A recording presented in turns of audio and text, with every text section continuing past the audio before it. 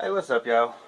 Hey, I got the parts to change the hub, the bearings in this hub last night from the customer. And so I'm going to go ahead and change these bearings out. And we're just doing the bearings. The hub is new. He just got it. Hopefully it didn't tear nothing up in the thing when everything went bad. But anyway, I'm sure there's a lot of videos on this. But just about everyone I've seen is changing the whole hub.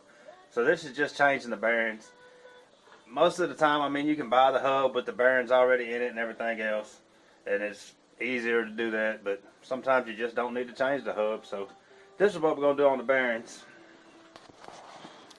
Like I had said before in the other video, what happened, the cotter pin wasn't put on here. That's just a piece of pipe in there, and the cotter pin wasn't in, everything backed out and came off. So we didn't have the front bearing or the crown nut because it got lost when the dust cap came off. So anyway, what I did, all that was already off. I put this little piece of pipe in there, and if you end up having to do this, this is a piece of galvanized fence pipe. It fits down in there just right to get it to tap it. And then I was just tapping this out. This is that back cap seal. And there's the bearing. Might have fit too tight in there, huh? It's on that bearing. But either way, I can pull it through there. It's set down in that bearing. But anyway, now we're going to replace it. We got the bearings. We got the front one and the back one. Put the crown nut on and get it back on the trailer. Alright, this grease was still good in here because this was a new hub. The grease had just been put in it. Did the race come out? The race is still in there from the old bearing.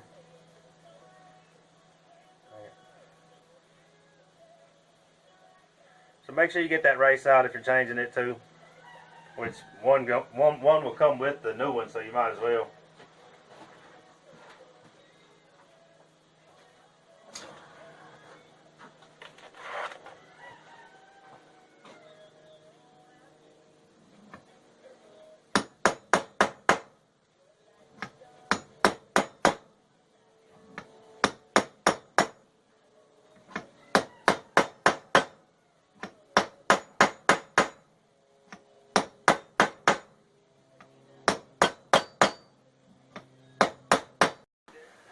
Alright, I tapped the other race back in. And the bearing, I just rubbed some of that grease around it. Like I said, that grease was still good. So I rubbed some of it all around there. When you put that race in, you're going to just about have to have something. I done threw the pipe I had out in the scrap bucket because it's so greasy. But I had a short piece of pipe. You're going to need to put it on that race. I should have showed it. The same diameter or diameter as that to tap that thing down in there. It fits in there tight.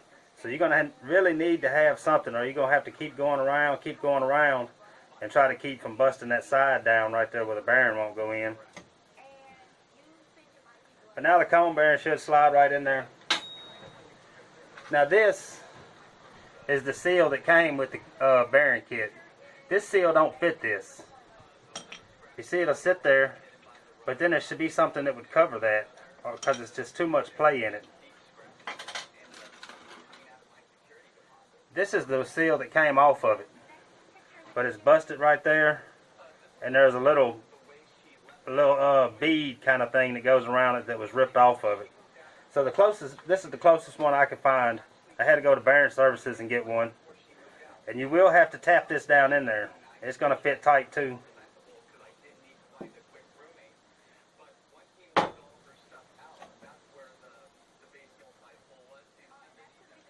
I'm going to put a little bit of grease in it. It does have an alabite where you can fill it with grease, so.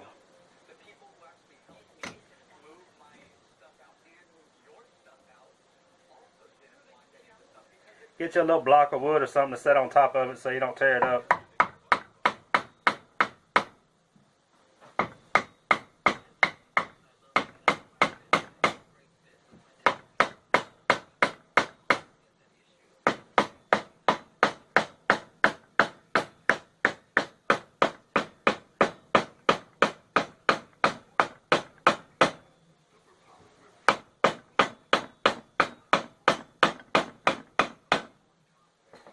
Tap that all in there flush, and you're good to go on that side. Flip it back over to the other side, and again we have a race and a bearing.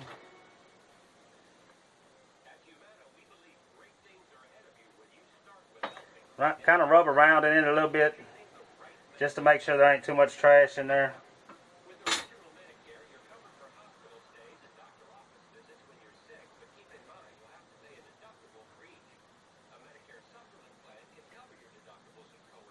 Especially where that race is going to seat at, so nothing's getting in the way of it.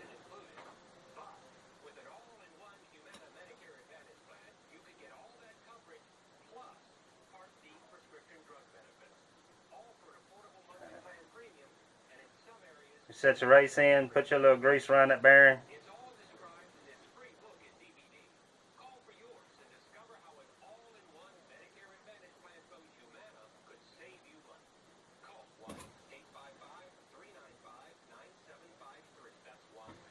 And then that bearing sits just above that race. I'll set that board on it and tap it some to get that race set down in there.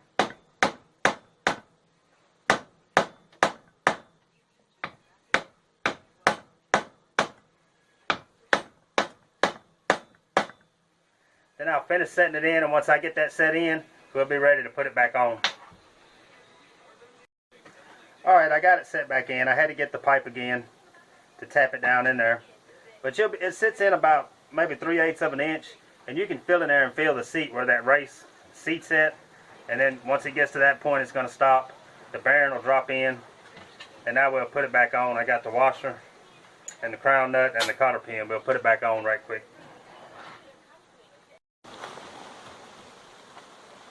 Alright, I put a little bit of grease on the shaft to help the bearing slide on. That front bearing, you can take it out while you put it on, or just try to leave it in there. It may try to push it out.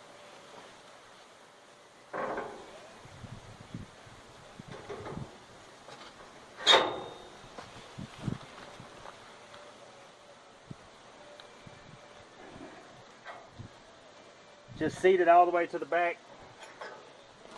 Put your washer on. Crown nut.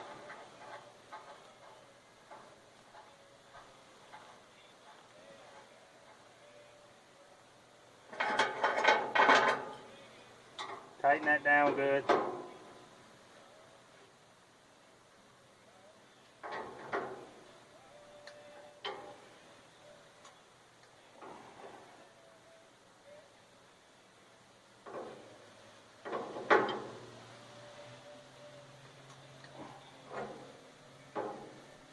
You need to get it where your pin holes are shining through both sides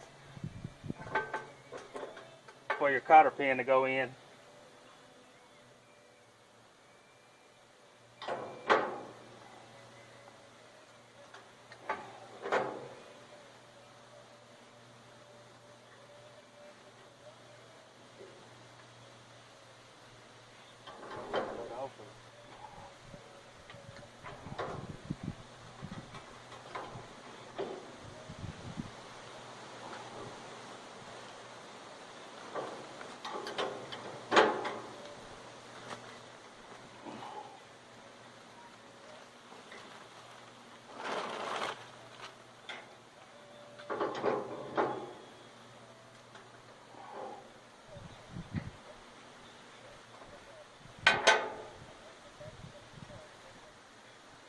Put your cotter pin through there and bend both sides over.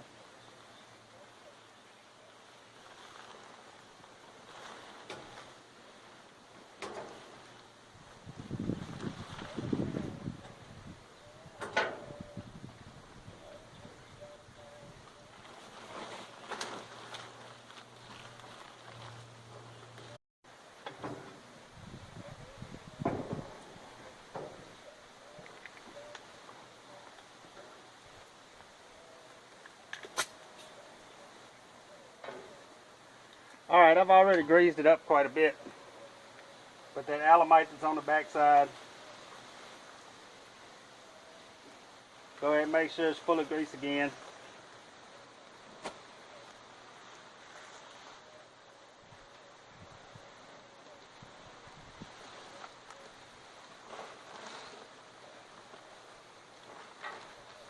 and it still had a lot in there.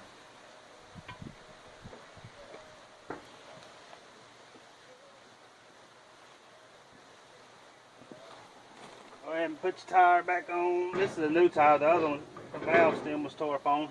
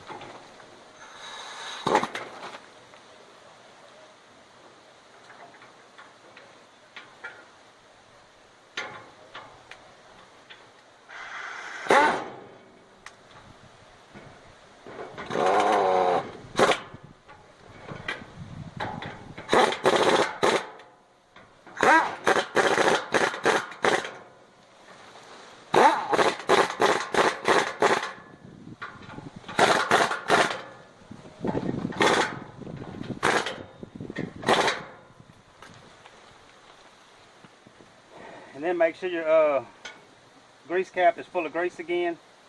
Tap it on there.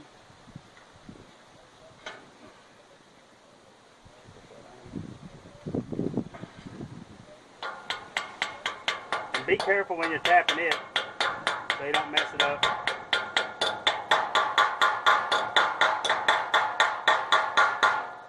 And that should be it. There's no shake in it.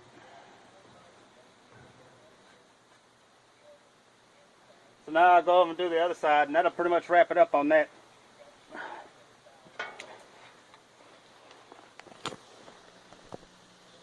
So that'll wrap that up anyway. I got to do the other side, get the lights put on this thing.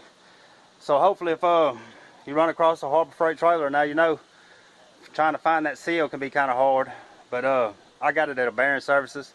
I'm sure you can get it at trailer repair places. But anyway, we'll see y'all on the next one, man. Y'all come back and see what's going on. I think it'll be the video on burning that reverse flow and finishing it up. So y'all come back next time. Y'all please like and subscribe.